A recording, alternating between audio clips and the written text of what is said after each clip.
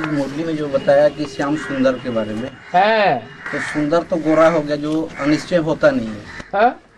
तो अभी जैसे राम कृष्ण कहते हैं, बड़े का नाम पहले लेते हैं, छोटे का नाम बाद में। तो श्याम सुंदर क्यों कहा है? श्याम सुंदर एक है या बड़ा छोटा है या एक है? एक ही है ना। तो जो एक है उसमें दो आत्माएं भोगता है या एक आत्मा भोगता है? है? भोग करने वाली आत्माएं दो हैं या एक है? हैं? दो हैं, एक है। सुप्रीम सोल तो भोग नहीं करता, वो तो अभोक्ता है। राम कृष्ण की आत्माएं तो भोगता है। उन भोक्ताओं के बीच में श्याम पार्ट बजाने वाला कौन है? कोई है या नहीं है? कौन है जो श्याम पार्ट बजाता है?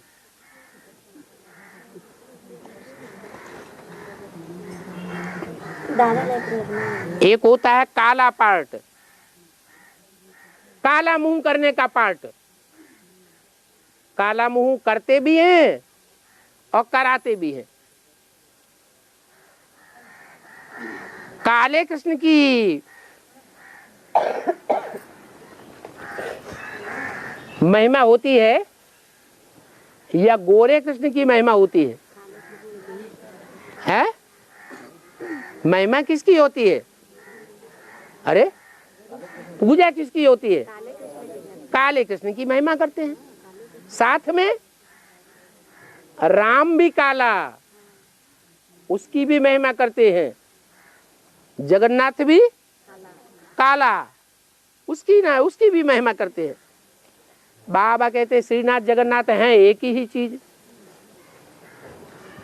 तो महिमा दोनों की करते हैं। तो संपन्न रूप की महिमा करते हैं या अधूरे रूप की महिमा करते हैं? जब संपन्न हुआ उस समय की महिमा है। और अभी तो गाली खा रहे होंगे या महिमा ले रहे होंगे? अभी तो गाली खाने का पार्ट है। तो सवाल ये है, दोनों आत्माओं के बीच में गाली कौन खाता है? अरे जिसमें देह अभिमान होगा, अज्ञान होगा, वो ही गाली ज्यादा खाएगा। भूत प्रेतों को ज्यादा गुस्सा आता है। ये जिसमें प्रवेश करते हैं भूत प्रेत, उसको ज्यादा गुस्सा आता है। किसको आता है? है? जिसमें प्रवेश करते हैं उसको गुस्सा आता है। भूत प्रेतों को गुस्सा आता है, क्योंकि भूत प्रेत आत्माएं इस समय रुद्रमाला के मणकों में प्रवेश कर रही है।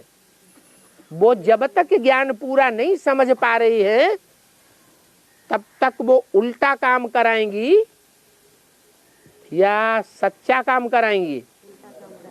उल्टा काम कराती है। और उल्टा काम करने का जो अंजाम है वो देहधारी को भुगतना पड़ता है या प्रवेश करने वाली आत्मा को भुगतना पड़ता है?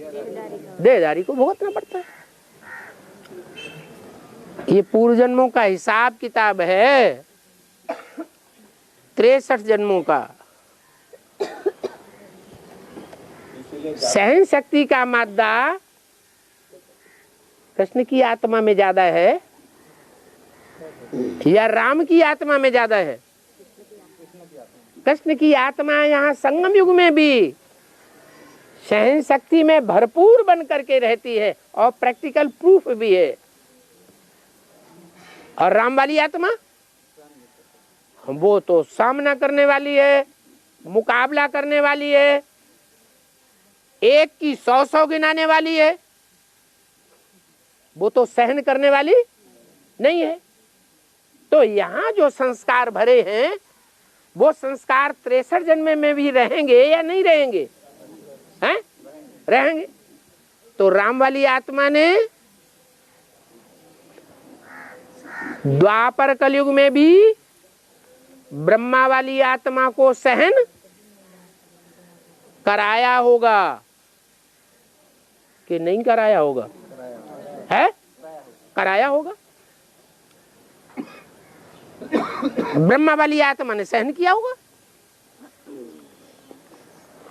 यज्ञ के आदि में भी जब झगड़ा हुआ था तो एंटी ओम मंडली थी या नहीं थी? जब एंटी ओम मंडली निकली तो उसका कोई मुखिया भी रहा होगा कि नहीं रहा होगा? है? तो सबसे ज्यादा दुख देने वाला दुखदाई उस समय कौन हुआ? है? रामबली आत्मा। तो इस जन्म का भी हिसाब किताब और 63 जन्मों का भी हिसाब किताब वो पूरा कैसे होगा? कब होगा? अभी होगा। वो ब्रह्मा जैसी आत्माएं अथवा उनके फॉलोअर्स आत्माएं सतयुग में कम कला के नारायण बनने वाली आत्माएं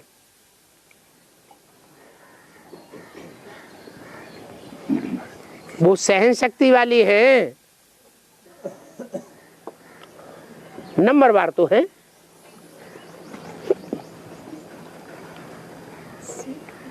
नंबर बार सुखदाई और दुखदाई तो होते ही है।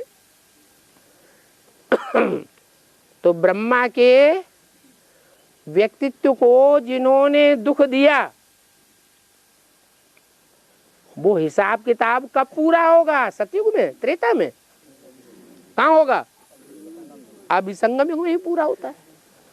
तो वो आत्माएं पहले ही शरीर छोड़ देती हैं, सूक्ष्म शरीर धारण करती हैं और सूक्ष्म शरीर धारण करके प्रवेश करके वो अपना हिसाब किताब पूरा कर लेती है। और करे अपराध को और पाओ फल भोग। क्या? काला काम कोई और करे और ग्लानि कोई और सहे। नहीं तो राम वाली आत्मा को तो मर्यादा पुरुषोत्तम कहा गया है या व्यभिचारी दिखाया गया है? वो तो मर्यादा पुरुषोत्तम है। उसका पार्ट ही है एकलव्य। कोई देहधारी से लगाव नहीं।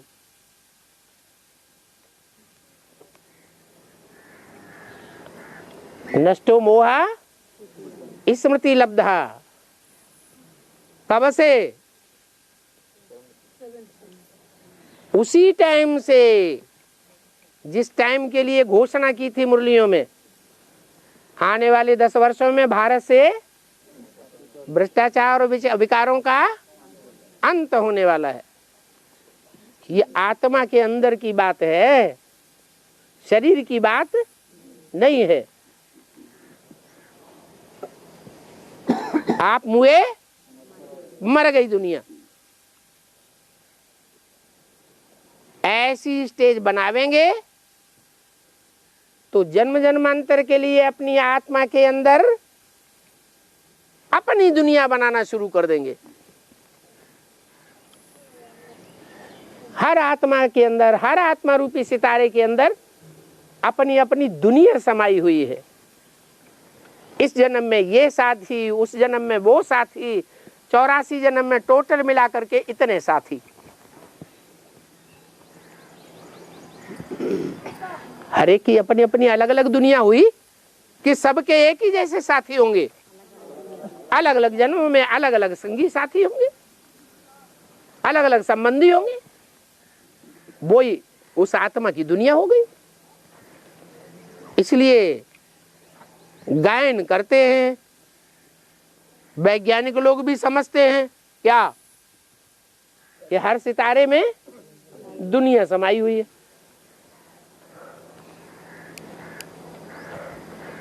तो खोज करते फिरते हैं, मंगल ग्रह पे जाते हैं, चंद्रमा पर जाते हैं, अब उन स्थूल सितारों की तो बात है ही नहीं, यहाँ की बात है। और बाबा जगन्नाथ मंदिर की जो भोग लगता है दाल चावल, उसको महाप्रसाद कहते हैं, प्रसाद नहीं महाप्रसाद, ऐसा क्यों बाबा? ये अंतिम प्रसाद है।